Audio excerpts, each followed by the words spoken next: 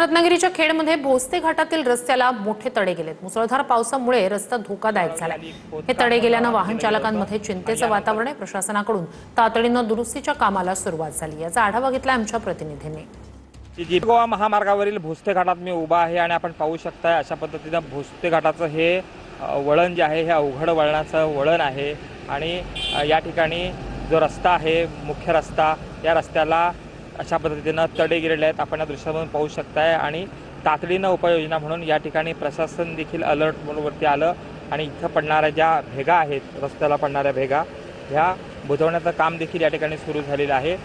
मुंबई गोवा महामार्ग रुंदीकरण करत असताना या घाटाची उंची वाढवली आली, खोदकाम मोठ्या प्रमाणात केलं गेलं होतं आणि यानंतर इथं कॉन्क्रीटचा रोड बनला।